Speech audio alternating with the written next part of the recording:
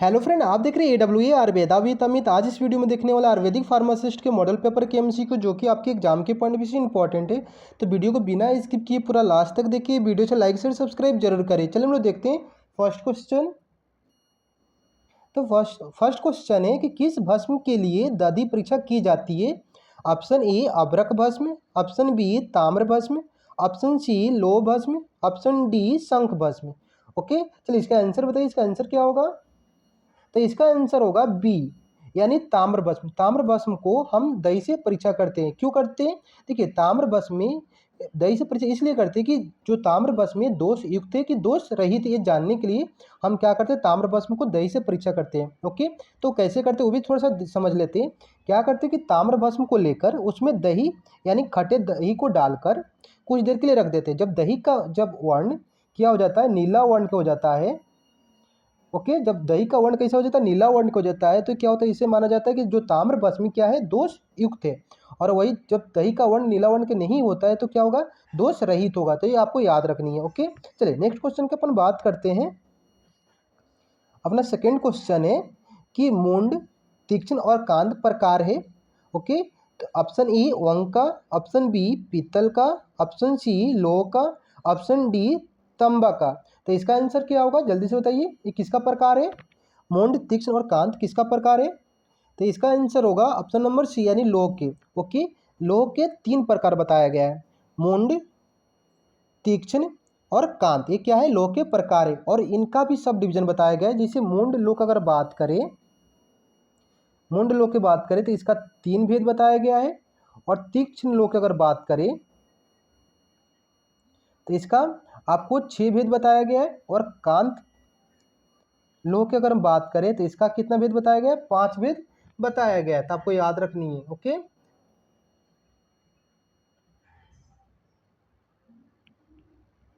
कि मुंड लोह के कितने भेद होते हैं, 3 होता है।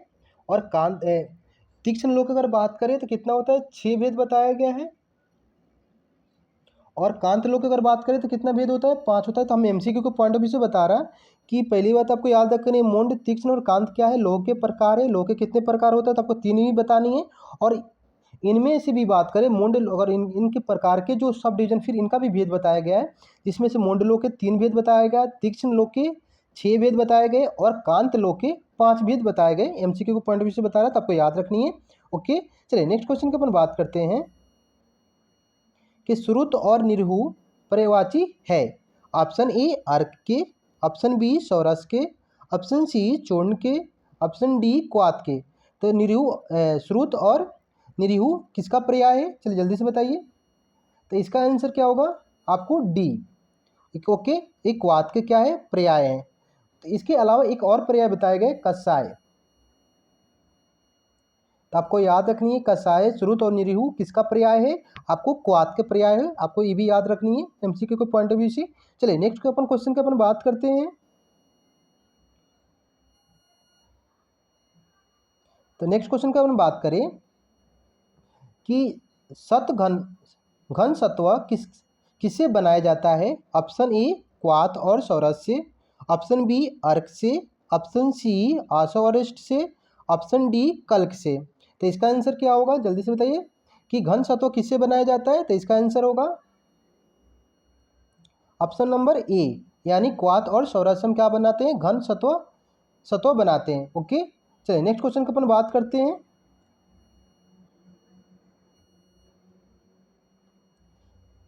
सिक्त किसका मिश्रण है। ओके, सिक्त किसका मिश्रण है। ऑप्शन ए तेल और घृष्ट, ऑप्शन बी तेल और मोम, ऑप्शन सी मोम और घृष्ट, ऑप्शन डी घृष्ट और नवनीत।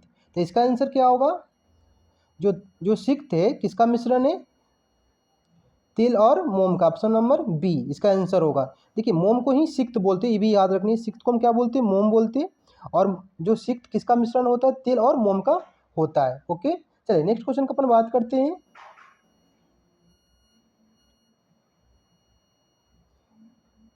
कि औसत सिद्ध जल में द्रव्य और जल, औसत सिद्ध जल में द्रव्य और जल के अनुपात कितना होता है। तो जल और द्रव्य का अनुपात की अगर बात करें, option A 1:8, option B 1:16, option C 1:64, option D 1:32। तो इसका आंसर क्या होगा? तो इसका आंसर होगा आपको ऑप्शन नंबर सी, यानी 1:64 हम औसत शीत जल में लेते हैं। औसत शीत जल में द्रव्य का अनुपात कितना होता है? 1 होता है, जबकि जल हम कितना लेते हैं? 64 लेते हैं। ओके, तो एक अनुपात क्या हो जाएगा? 64 हो जाएगा किसमें? औसत शीत जल में। चलिए नेक्स्ट क्वेश्चन अपन बात करते हैं। इसमें पूछा जा रहा है जब औषधि का पाउडर जल का साथ मिलाकर उसमें 8 गुना पानी में 1/4 क्या होता है? 1/4 होने तक हम क्या करते हैं? उबालते हैं, तो उसे हम क्या कहते हैं? ओके, देखिए हम क्या किए, औसत क्या करना है आपको? 1 भाग ले लिए, 8 गुना जल मिला लिए, उसके 1/4 मगर शेष रहने तक उसको उबालते, तो उसे हम क्या बोलते हैं? ऑप्शन ए मंड, ऑप्शन बी यागू, ऑप्शन सी अवले, ऑप्शन डी प्रमथ्य। तो इसका आंसर क्या होगा?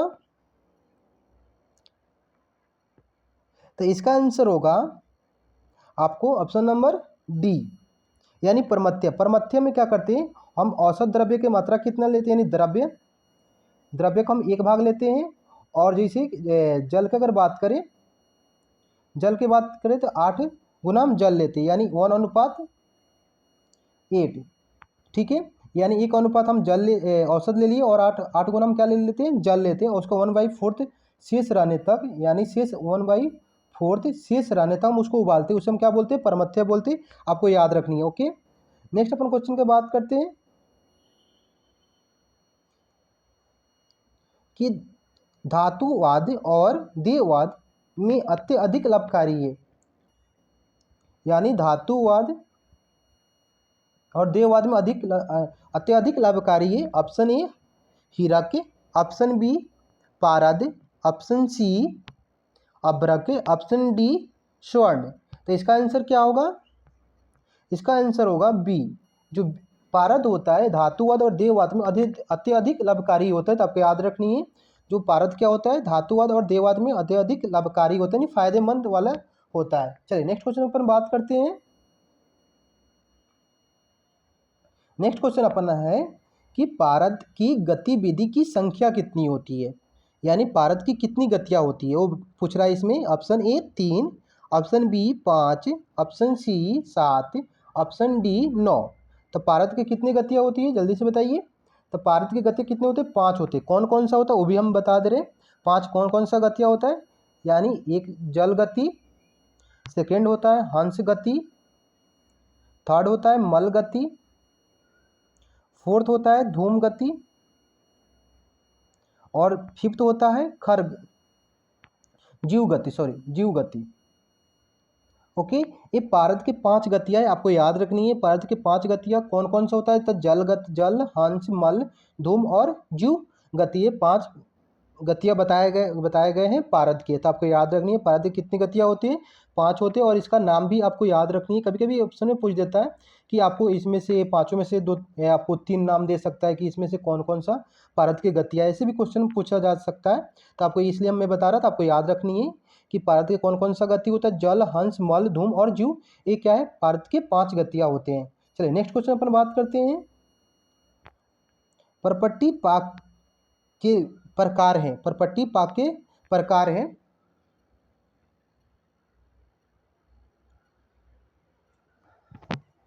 तो परपट्टी पाक के प्रकार कितने होते हैं? Option A 2, option B 3, option C 4, option D 5। तो परपट्टी पाक के प्रकार कितने होते हैं? तो इसका आंसर क्या होगा, जल्दी से बताइए, कितने होते हैं परपट्टी पाक के प्रकार? तो परपट्टी पाक के प्रकार आपको 3 होता है, ऑप्शन नंबर बी। अब कौन कौन सा होता है वो भी अपन देख लेते हैं। देखिए, अगर फर्स्ट बात करें तो मृदु पाक होता है, मृदु पाक। सेकेंड होता है आपको मध्यम पाक, और थर्ड होता है आपको खर पाक। तो आपको याद रखनी है परपट्टी पाक के कितने प्रकार होते हैं? 3 होता है। कौन कौन सा होता है? आपको मृदु पाक, मध्यम पाक और खर पाक होता है। ओके, 3 होते हैं, जिसमें से अगर बात करें इसमें, और जो ये 2 3, ये आपको जो मृदु पाक और मध्यम पाक है, ये औषधि के रूप में हम इसका प्रयोग करते हैं। जिसमें से आपको मृदु पाक और मध्यम पाक क्या होता है, वही औषधि के रूप में हम प्रयोग करते हैं। जबकि जो खर पाक है, खर पाक जो प्रॉपर्टी है, ये विष की तरह हम इसको इसको त्याग करते हैं। जैसे विष जिस तरह अपन सेवन नहीं कर सकती, उसी खर पाक को हम त्याग करते हैं, खर पाक को हम प्रयोग नहीं करते हैं। औषधि के रूप में किसको किसको प्रयोग करते हैं, तो ये भी याद रखनी है कि मृदु पाक और मध्यम पाक को औषधि के रूप में हम प्रयोग करते हैं, जबकि खर पाक को हम जैसे विष को जैसे त्याग करते हैं, वैसे ही खर पाक को भी त्याग करना चाहिए, इसका भी सेवन नहीं करना चाहिए। चलिए नेक्स्ट क्वेश्चन का अपन बात करते हैं। प्रॉपर्टी के सामान्य खुराक है, क्या पूछा जा रहा है कि प्रॉपर्टी के सामान्य मात्रा क्या है। ऑप्शन ए 1 से 2 रत्ती, ऑप्शन बी 1 से 2 ग्राम,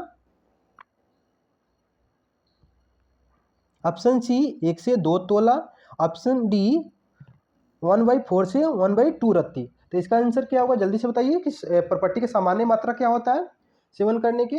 तो प्रॉपर्टी के सामान्य मात्रा क्या होता है, 1 से 2 रत्ती होता है। ऑप्शन नंबर ए होगा इसका आंसर। ओके, तो आपको याद रखनी है प्रॉपर्टी के सामान्य मात्रा क्या होता है, 1 से 2 रत्ती होता है। और प्रॉपर्टी का हमेशा आपको 2 दिन में 2 बार ही सेवन करना चाहिए। तो ये भी याद रखनी है कि प्रॉपर्टी के कितने मात्रा और सामान्य मात्रा क्या होता है, 1 से 2 रत्ती होता है, और इसको दिन में 2 बार सेवन किया जा सकता है। ओके, चेक किया जाता है। नेक्स्ट अपन बात करते हैं कि ताम्र पट्टी के अवयव है, यानी ताम्र पट्टी की इसमें पूछा जा रहा है कि कौन कौन सा घटक द्रव्य है। ऑप्शन ए कजली, ताम्र और बलातक, ऑप्शन बी कजली वत्सनाभ ताम्र, ऑप्शन सी कजली ताम्र अभ्रक, ऑप्शन डी कजली ताम्र वंग। तो इसका आंसर क्या होगा, जल्दी से बताइए कि ताम्र पट्टी में कौन कौन सा अवयव आते हैं। तो इसका आंसर क्या होगा, बी होगा। ओके, कजली वत्सनाभ और ताम्र होता है। ओके, तो देखिए कि ताम्र पट्टी में 4 अवयव होते हैं। सबसे पहले होता है पारद, सेकेंड होता है आपको गंधक, उसके बाद आपको होता है वत्सनाभ, और फोर्थ होता है ताम्र। ठीक है, ये 4 क्या होता है, ताम्र पट्टी के अवयव होते हैं, याद रखनी है। लेकिन यहाँ कजली दिया, तो कजली क्यों दिया है, क्योंकि देखिए जो पारद और गंधक होता है ना, इसको मर्दन करके हम क्या करते हैं, कजली बनाते हैं। ठीक है, तो इसकी जगह पे पारद और गंधक ना देके इसको क्या करते हैं, पारद और गंधक की जगह पे क्या दे दिया है, कजली दे दिया। क्योंकि पारद और कजली किससे बनता है, शुद्ध पारद और शुद्ध गंधक को जब मर्दन करते हैं उससे क्या निर्माण होता है, कजली का निर्माण होता है। तो इसकी जगह पे क्या दे दिया, कजली दे दिया। तो आपको याद रखनी है, नहीं तो आपको ये चारों नाम याद होना चाहिए। और साथ में ये दोनों से अगर चारों नाम नहीं देगा, जैसे अभी दिया है कि ताम्र पट्टी में कौन कौन सा अवयव होते हैं, तो कजली वत्सना और ताम्र। तो देखिए पारद और गंधक को क्या मर्दन करके क्या बना दिया, कजली बना दिया। तो इसलिए यहाँ ऑप्शन क्या डाल दिया, कजली डाल दिया है, साथ में वत्सनाभ और ताम्र, इसलिए इसका आंसर क्या हो जाएगा, बी हो जाएगा। ओके, तो ये चारों अवयव के नाम याद रखनी है, पारद गंधक वत्सनाभ और ताम्र। क्या होता है, ताम्र पट्टी में 4 अवयव बताए गए हैं। चलिए नेक्स्ट क्वेश्चन अपन बात करते हैं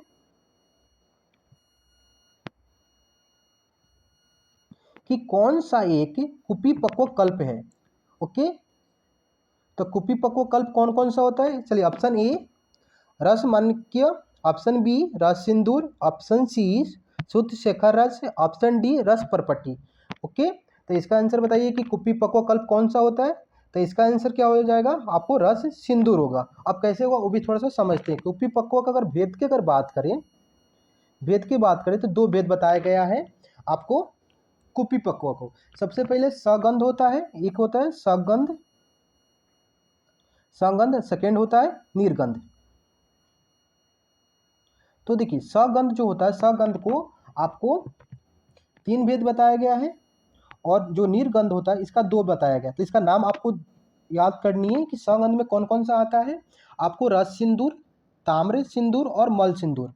ओके, सगंध में कौन कौन सा आता है, रस सिंदूर, ताम्र सिंदूर और मल सिंदूर। जबकि निर्गंध का अगर बात करें कि रस पुष्प और रस कपूर।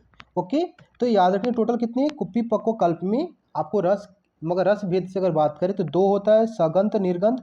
और इनका भी सगंध का 3 भेद होता है और निर्गंध का भी 2 भेद होता है, जिसमें से एक क्या है, रस सिंदूर है। जो रस सिंदूर क्या होता है, ये आपको सगंध होता है। तो ये भी याद रखनी है। ओके, आई होप आपको समझ में आ गया होगा मैं बोलना क्या चाहता कि ये कौन सा कुपिपक्व कल्प है। ओके, तो कुप्पी पक्कों की बात करें तो कुप्पी पक्कों के दो भेद बताए गए हैं रस के अनुसार, सगंध और निर्गंध। और सगंध के तीन भेद होते हैं और रस निर्गंध के दो भेद होते हैं। तो इसका तीनों का नाम मैंने बता दिया कौन कौन सा होता है। रस सिंदूर और सगंध के अनुसार अगर बात करें तो क्या होता है कि रस सिंदूर, ताम्र सिंदूर और मल सिंदूर। और निर्गंध की बात करें तो रस पुष्प और रस कपूर होता है, दो भेद। तो ये आपको पांचों नाम आपको कॉपी में लिख के आपको याद रखनी है, क्योंकि आपके एग्जाम में बहुत बार ऐसे क्वेश्चन पूछा जाता है। ओके, तो ऐसा भी क्वेश्चन पूछ सकता है कि कुप्पी पक्कों का रस भेद के अनुसार कितने भेद होते हैं। तो इसको याद रखनी है कि दो भेद होते हैं। और इनका भी टोटल अगर भेद कर बात करें इन दोनों के भेद की, जिसमें से रसगंध तीन होता है और निर्गंध का दो भेद बताया गया है। ओके, चलिए नेक्स्ट क्वेश्चन को अपन बात करते हैं कि अमिक्य अमिक्य प्रयोग क्या है। ऑप्शन ए उपयोग के विभिन्न तरीके, ऑप्शन बी विभिन्न मौसम, ऑप्शन सी विभिन्न माध्यम, ऑप्शन डी विभिन्न खाद्य या पोषण। तो इसका आंसर क्या होगा, अमिक्य प्रयोग क्या है, ये क्या है, इसका आंसर क्या होगा, विभिन्न माध्यम होगा, ऑप्शन नंबर सी होगा। ओके, चलिए नेक्स्ट क्वेश्चन का अपन बात करते हैं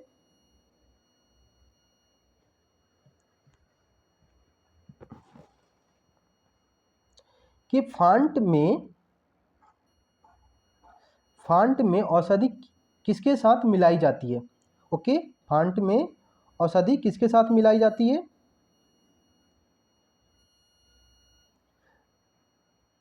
तो इसका आंसर क्या होगा, फांट में औषधि किसके साथ मिलाया जाता है। ऑप्शन ए हल्के गर्म जल, ऑप्शन बी ठंडे जल, ऑप्शन सी अत्यधिक गर्म जल, ऑप्शन डी उपरोक्त में से कोई नहीं।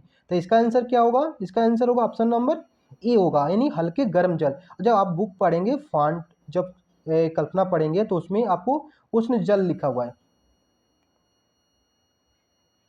उष्ण जल। ओके, यानी उष्ण जल यानी हल्के, ऐसा नहीं कि अत्यधिक गर्म जल नहीं, यहाँ अत्यधिक गर्म जल भी दिया और हल्के गर्म जल भी दिया।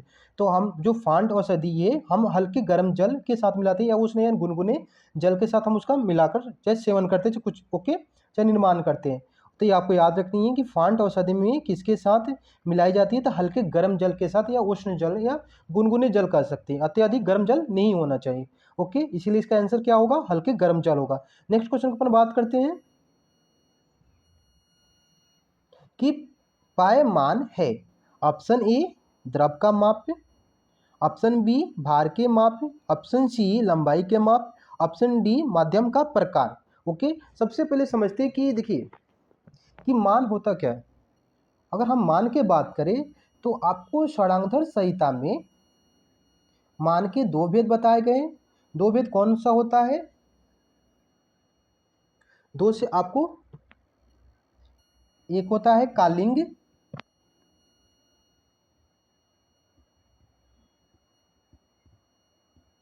एक क्या होता है कालिंग, और सेकंड होता है आपको मगध।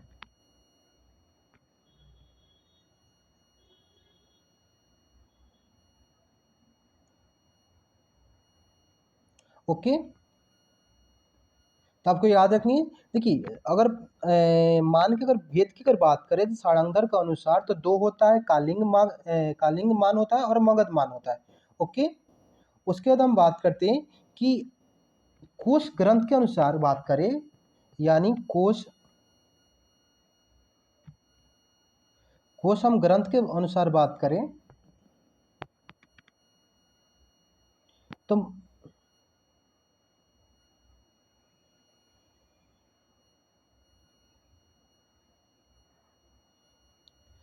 कोश ग्रंथ के अनुसार अगर बात करें तो मान के कितने भेद बताए गए, मान के तीन भेद बताए गए।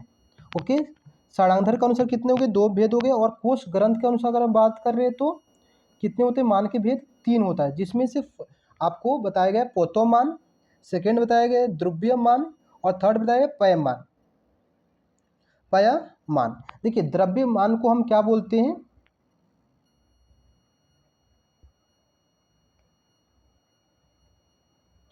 द्रव्यमान को हम क्या बोलते हैं, आपको द्रव्यमान बोलते हैं।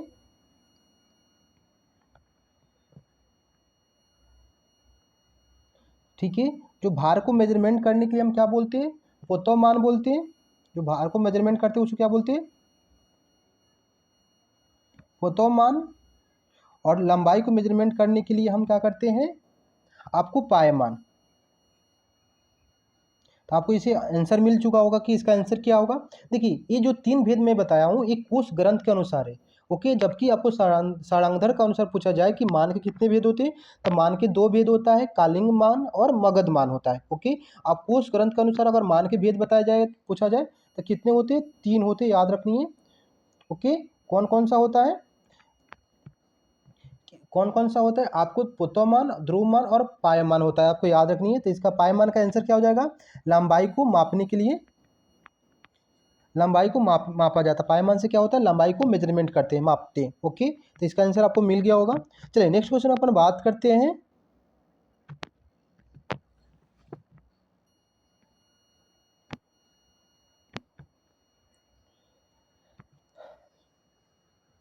कि भावना के कारण होता है या बढ़ती है। ऑप्शन ए औषधि की सूक्ष्म शुद्धता, ऑप्शन बी शीघ्र क्रिया कराती है, ऑप्शन सी गुण धर्म बढ़ाती है, ऑप्शन डी ये सभी। ओके, तो इसका आंसर क्या होगा। देखिए पहले सबसे पहले समझते हैं कि भावना होता क्या है। तो देखिए भावना होता है कि औसत द्रव्य, नहीं स्वर्ण रजत ये सब कोई भी औसत द्रव्य आदि को आपको ले लेनी है। ओके, औसत द्रव्य को चूर्ण, यानी जैसे किसी भी धातु को लेकर हम उसको क्या करेंगे, उसको सौरस्क्वाद फांट से हम क्या करते हैं, उसको मर्दन करते हैं, और मर्दन करके और उसको मर्दन करके सुखने की क्रिया को हम क्या होते हैं, भावना बोलते हैं। ओके, देखिए भावना, भावना किसको बोलते हैं कि धातु आदि किसी भी औसत के चूर्ण को द्रव्य पदार्थ में, द्रव्य पदार्थ के बात करें सौरस कल क्वांत में के साथ हम क्या करते हैं, खल यंत्र में उसको अच्छे प्रकार से मर्दन करते हैं। मर्दन करने के बाद मर्दन करते, मर्दन करके उसको सुखाने की जो क्रिया बनती है उसी का बोलते हैं भावना बोलते हैं। तो देखिए इस प्रक्रिया के द्वारा क्या होता है, और जो औषधि होता है अत्यधिक क्या होता है, सूक्ष्म शुद्ध हो जाती है, शीघ्र क्रिया करने लगती है, गुण धर्म बढ़ाती है। ओके, तो इसीलिए इसका आंसर क्या जाएगा, डी जाएगा। यानी भावना द्रव्य के कारण क्या होता है, जो औषधि होता है वो शुद्ध हो जाता है, क्रियाशील हो जाती है, गुण धर्म को बढ़ने लगती है ये। ओके, तो इसीलिए भावना द्रव्य के कारण क्या होता है या बढ़ाती है, आपको ये सभी कार्य करती है। ओके, चलिए नेक्स्ट क्वेश्चन बात करते हैं, इसलिए इसका आंसर क्या हो जाएगा, ये सभी हो जाएगा। भावना के द्रव्य, भावना के कारण क्या हो जाएगा, ये सभी होगा। चलिए नेक्स्ट क्वेश्चन को अपन बात करते हैं, पंचविध कषाय में सौरस है। ओके, पंचविध कषाय में सौरस है, कौन कौन सा होता है, आपको नाम याद होना चाहिए कि पंचविध कषाय कल्पना में कौन कौन सा होता है। सबसे पहले सौरस, सौरस कल्क, क्वाथ, सौरस कल्क क्वाथ, हिम और फांड। ठीक है, सौरस कल्क क्वाथ और हिम फांड। देखिए तो इसमें पूछा जा रहा है कि पंचविध कषाय में सौरस क्या है। तो सौरस जो होता है ना, आपको याद रखनी है, भारी होता है। क्या होता है, भारी होता है। सौरस क्या होता है, भारी होता है। अगर हम ऐसे अगर बात करें, उत्तरोत्तर अगर बात करें तो क्या होता है कि हल्का होने जाता है। सौरस हम फांड तक हम जाने पे क्या होता है, जो उसका जो गुणधर्म का बात करें तो क्या होता है, सौरस जो होता है सबसे भारी होता है, जो फांड होता है सबसे हल्का होता है, याद रखनी है। तो इसमें से क्या हो जाएगा, पंचविध कषाय कल्पना में सौरस है। ऑप्शन ए भारी, ऑप्शन बी हल्का, ऑप्शन सी कठोर, ऑप्शन डी मृदु। तो इसमें क्या हो जाएगा, आपको सौरस का ऑप्शन मिल गया होगा कि क्या होगा, कि भारी होगा या गुरु होगा। भारी को ही क्या बोलते हैं, गुरु बोलते हैं, और हल्का को क्या बोलते हैं, लघु बोलते हैं। इसमें से सबसे ज़्यादा हल्का कौन हो जाएगा, फांट हो जाएगा, और गुरु भारी कौन हो जाएगा, सौरस हो जाएगा। ओके, तो आपको समझ में आ गया होगा, उत्तरोत्तर जाने पर क्या होता है, मैंने लघुता आती है। यानी सौरस से हम फांड तक जाने में क्या होता है, इसका लघुता आती है। क्रम आपको याद रखनी है, सौरस कल क्वाथ हिम फांड, क्योंकि उत्तरोत्तर जाने पे क्या होता है, हल्कापन आता है, नहीं लघुता आती है। तो सबसे भारी क्या हो जाएगा, सौरस हो जाएगा। उसके अगर उससे कम भारी का बात करते हैं, कल्क हो जाएगा। ऐसे जाते जाते ये क्या होता है, फांड जो होता है सबसे लघु होता है। तो आपको याद रखनी है, सबसे गुरु क्या होता है, सौरस होता है, सबसे हल्का क्या होता है, यानी लघु कौन सा होता है, फांड होता है। ओके, चलिए नेक्स्ट क्वेश्चन पर बात करते हैं, सारंगधर के अनुसार अनुपान कफज विकार की मात्रा है। ओके,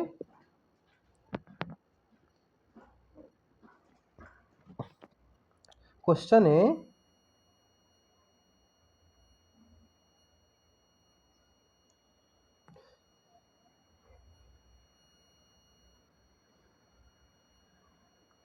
कि सारंगधर के अनुसार आवलिक, सॉरी,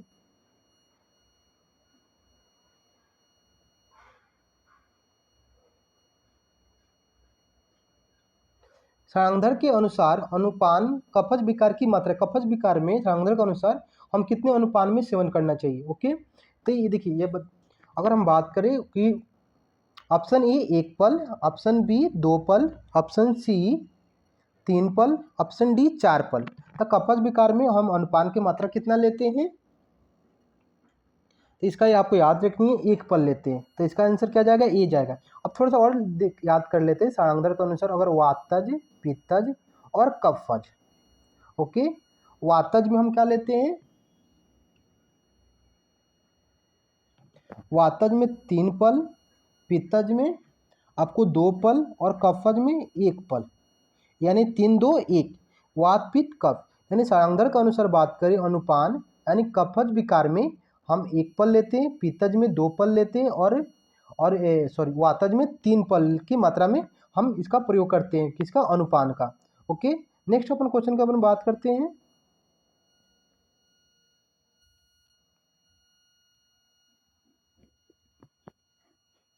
आंत्रभक्त औसत सेवन काल से तात्पर्य है, यानी आंत्रभक्त औसत सेवन काल से तात्पर्य क्या है। ऑप्शन ए सुबह शाम भोजन के माध्यम में, ऑप्शन बी भोजन के माध्यम में, ऑप्शन सी भोजन से पहले, ऑप्शन डी भोजन के साथ। तो इसका आंसर क्या होगा, तो यहाँ सबसे पहले याद रखना है आपको औसत सेवन काल। सबसे पहले देखते हैं औसत सेवन काल। तो आपको यहाँ पे याद रखनी है औसत सेवन काल कि चरक के अनुसार 10 होता है, सुश्रुत के अनुसार भी 10 होता है, और सारंगधर के अनुसार बात करें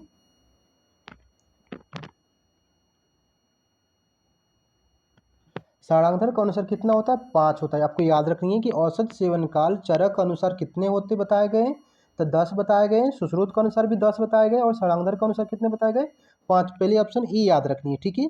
तो फिर इसमें पूछा जा रहा है आत्र जो भक्त है, यानी अंतर्भक्त है, अंतर्भक्त औसत सेवन काल के तात्पर्य क्या है। देखिए अंतर्भक्त में क्या होता है, यानी सुबह और जो शाम के भोजन करते हैं उसके मध्य में हम जो औसत सेवन करते हैं, तो इसका आंसर क्या हो जाएगा, ए हो जाएगा। यानी सुबह शाम भोजन के माध्यम में क्या होता है, अंतर्भक्त में औसत का सेवन करते हैं। ओके, तो इसीलिए इसका आंसर क्या है, सुबह शाम भोजन के मध्यम में होता है।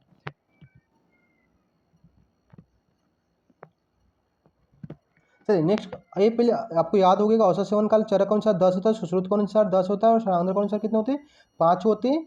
लेकिन इसमें भी पूछा जा रहा है अंतर्भक्त सेवन औसत सेवन काल का तात्पर्य क्या है, कि सुबह शाम भोजन के माध्यम में सेवन किया जाता है। ओके, तो इसका आंसर क्या हो जाएगा, ए हो जाएगा। नेक्स्ट क्वेश्चन अपन बात करते हैं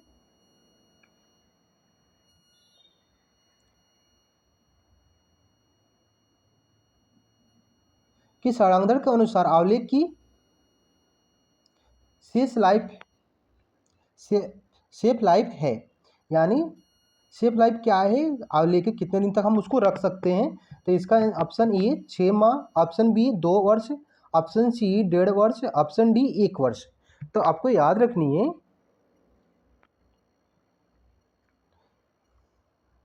कि आंवले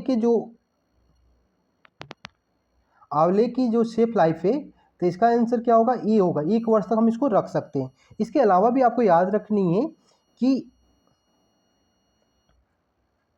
अगर इसमें एक और याद रखनी है आपको, चूर्ण को भी आप बताया गया है कि 1 वर्ष तक हम उसको भी रख सकते हैं। चूर्ण को भी 1 वर्ष होता है, लेकिन सारंगधर के अनुसार 2 मंथ बताया गया। सारंगधर के अनुसार 2 मंथ होता है। ओके, लेकिन आज का अभी के समय में हम चूर्ण को 1 साल तक रखते हैं, प्रिजर्व का, मगर सेफ लाइफ में उसको रख सकते हैं, उस मगर ख़राब नहीं होगा 1 वर्ष तक रखे तो। आपको कभी क्वेश्चन आता है कि चूर्ण का शेष लाइफ क्या होता है, तो आपको 2 मंथ भी हो सकता है और 1 वर्ष भी हो सकता है। और आजकल के अभी के टाइम की बात करें तो 1 वर्ष होता है, और सारंगधर की बात करें, सारंगधर के अनुसार इन्होंने 2 मंथ बताया था, आपको याद रखनी है। तो जैसे कि अभी अपना जो क्वेश्चन था कि सारंगधर के अनुसार आंवले की शेफ लाइफ क्या होता है, तो 1 वर्ष होता है। ओके, याद रखनी है। चलिए नेक्स्ट क्वेश्चन बात करते हैं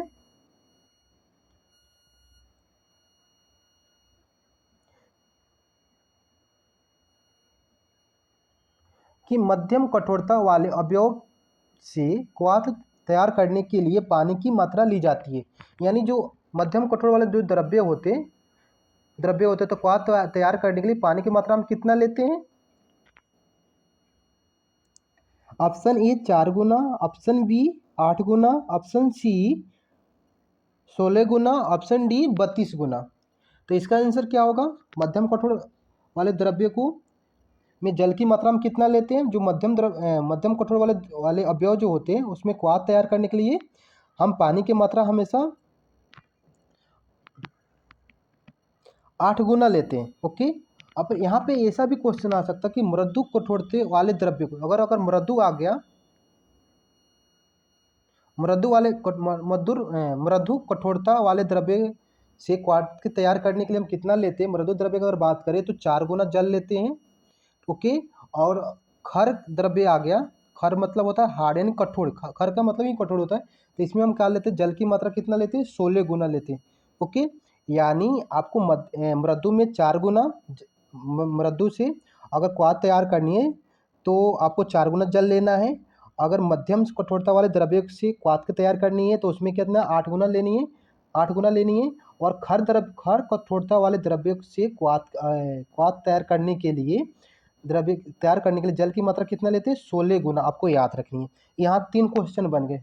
ओके, मृदु, मध्यम और खर वाले कठोरता वाले द्रव्य से क्वाथ तैयार करने के लिए कितना कितना अपन जल लेते हैं। तो आपको आई होप कि आपको समझ में आ गया होगा। चलिए नेक्स्ट क्वेश्चन अपन बात करते हैं। ज्ञान काम में लाने का स्रोत है। ज्ञान काम में लाने का स्रोत क्या है? ज्ञान काम में लाने का स्रोत क्या है? श्रम, ऑप्शन ए श्रम, बी कर्म, ऑप्शन सी ध्यान, ऑप्शन डी प्रयत्न। ओके, तो इसका आंसर क्या हो जाएगा? ज्ञान काम में लाने के लिए हम क्या करते हैं? ध्यान मग्न करते हैं। ओके, तो इसका ऑप्शन नंबर क्या हो जाएगा? सी इसका आंसर होगा। नेक्स्ट अपन क्वेश्चन की बात करते हैं। सत्व का विशिष्ट गुण क्या होता है? सत्व का विशिष्ट गुण क्या होता है?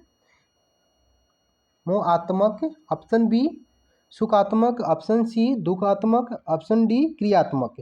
तो इसका आंसर क्या हो जाएगा? सत्व का विशिष्ट गुण क्या है? तो सुखात्मक, ऑप्शन नंबर बी इसका आंसर होगा। चलिए नेक्स्ट क्वेश्चन का अपन बात करते हैं कि ज्ञान इंद्रिय और कर्म इंद्रिय है। ऑप्शन ए हृदय, ऑप्शन बी मानसिक, ऑप्शन सी मन, ऑप्शन डी चक्षु। तो ज्ञान इंद्रिय और कर्म इंद्रिय को हम क्या बोलते हैं? तो आपको पता होगा क्या बोलते हैं? मन, ऑप्शन नंबर सी। और ये अभी याद रखनी है, इसे ज्ञान इंद्रिय और कर्म इंद्रिय को क्या बोलते हैं? मन भी बोलते हैं। ऐसे ज्ञान इंद्रिय और कर्म इंद्रिय को उभय इंद्रिय भी बोलते हैं। उभय इंद्रिय भी बोलते हैं।